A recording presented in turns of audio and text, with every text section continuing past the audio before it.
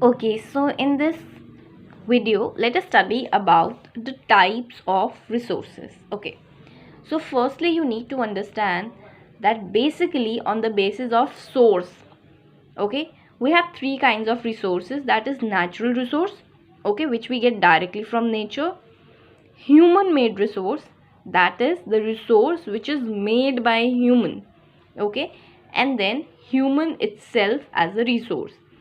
Now all the rest of the resources are part of natural resource, okay, which you will understand when I will deal each resource separately. So on the basis of renewability, we have renewable and non-renewable resource.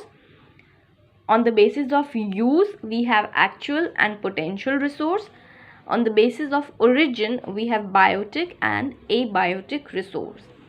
So let us further study about natural resource. Okay, the resource which we directly get from nature, such as land, air, water, soil, mineral, natural vegetation and fossil fuels, are known as natural resources. Okay, basically you can extract the meaning from the first word itself, that anything which you are getting from nature and that is helping you to satisfy your needs, a natural resource.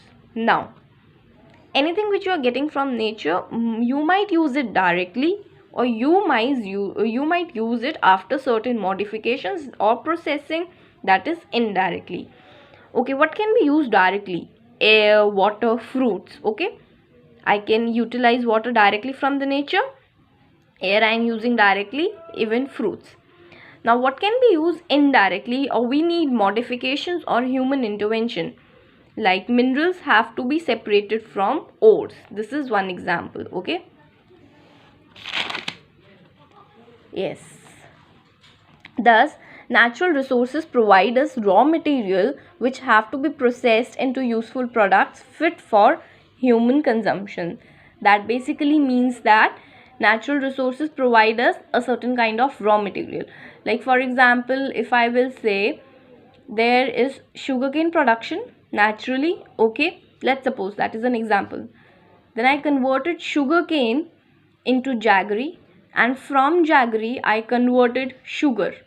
Okay, so the natural resources provided me with the raw material so that I can further process it and make a useful product fit for human consumption. Okay, now how is utility of a resource determined?